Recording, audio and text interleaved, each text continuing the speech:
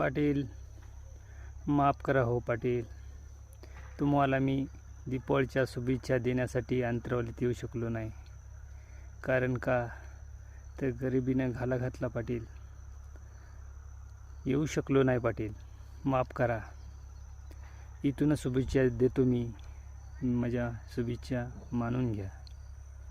पाटील, तुम्हाला दीपावलीच्या मी गावातूनच माझ्या तुम्हाला हार्दिक हार्दिक शुभेच्छा देतो. कोटी कोटी तुमच्या परिवाराला, तुमच्या मावळ्याला, मावळ्याच्या परिवाराला, संपूर्ण जनतेला माझ्यातर्फे दीपावलीच्या हार्दिक हार्दिक शुभेच्छा.